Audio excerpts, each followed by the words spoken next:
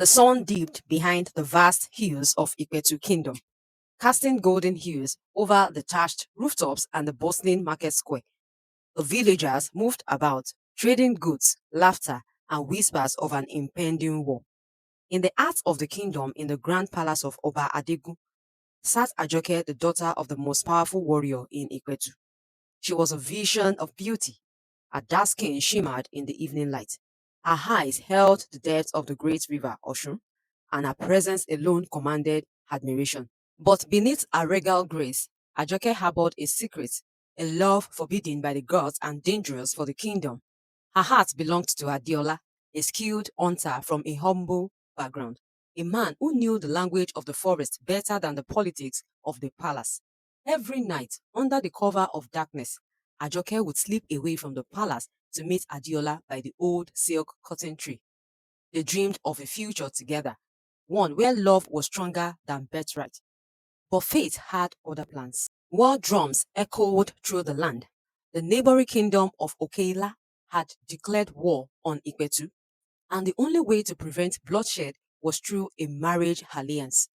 Oba Adegun summoned Ajoke to the palace chambers, his face stern, his decision final. You will marry Balogun Ogunshin, the mightiest warrior of our land, the king declared.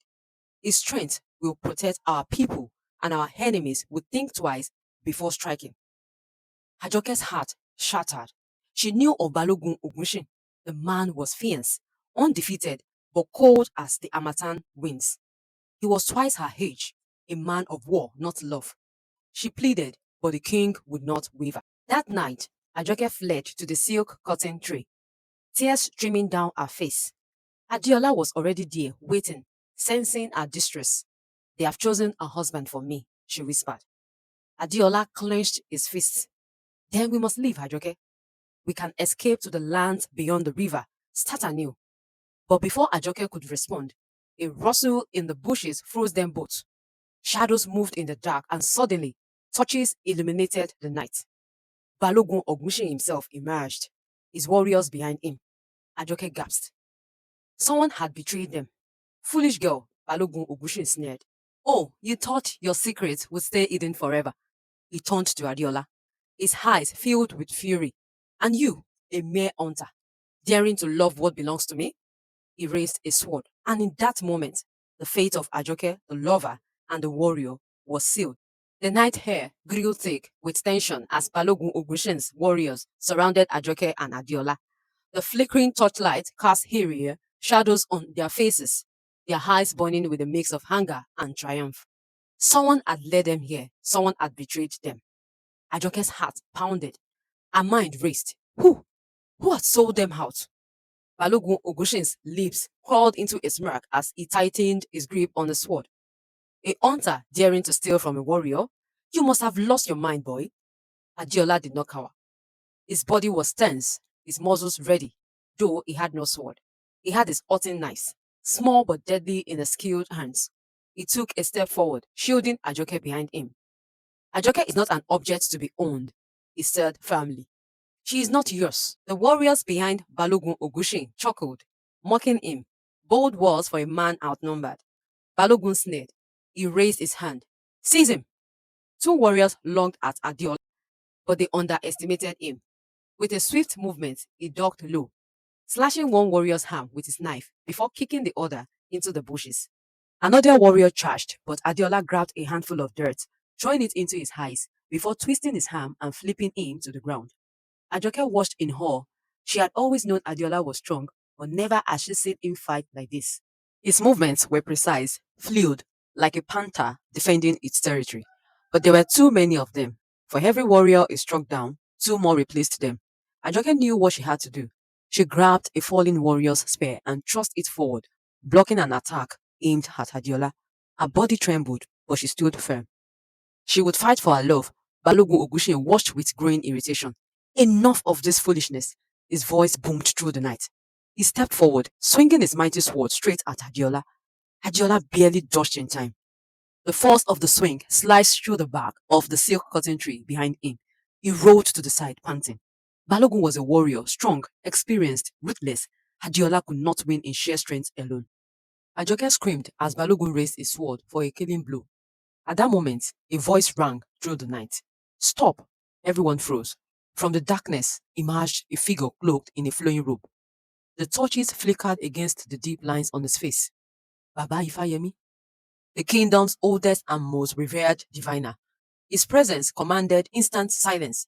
Even Balogun Ogunshin lowered his sword slightly.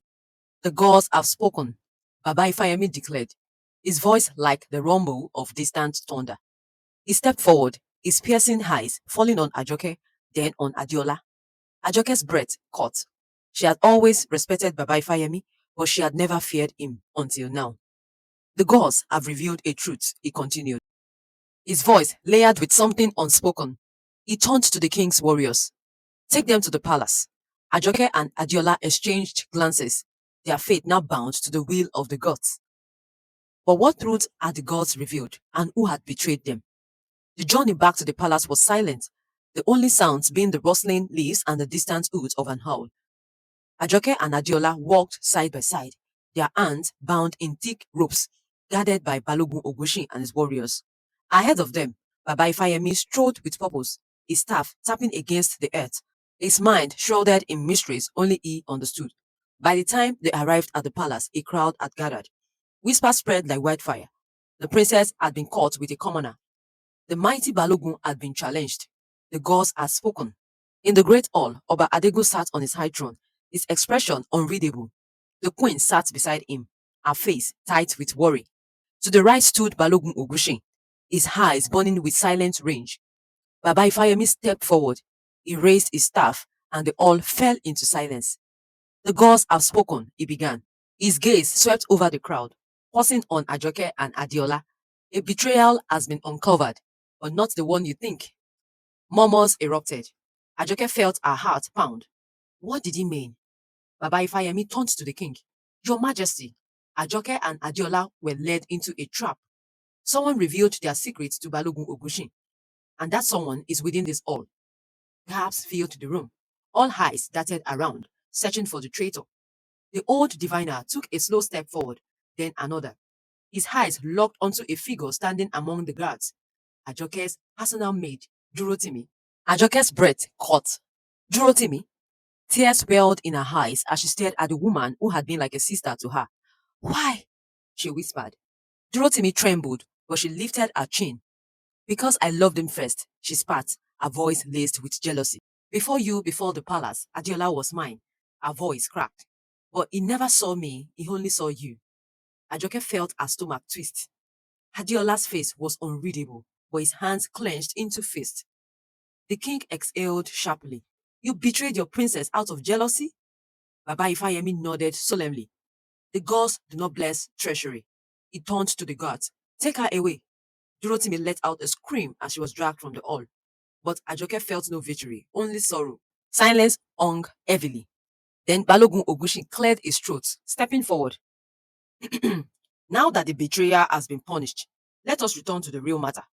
Ajoke is still my betrothed. Ajoke's heart clenched. She turned to her father. Baba, please, I do not love him. The king sighed. Love is not always the foundation of a strong kingdom. But before Ajoke could protest, Baba Ifayemi lifted his hand. No, your majesty, he said, his voice strong. The gods have decided otherwise. Balogun Ogunshin's face darkened. What? Baba Ifayemi raised his staff, his voice echoing with authority. Ajoke is not meant to marry Balogun Ogunshin, for his fate is already sealed.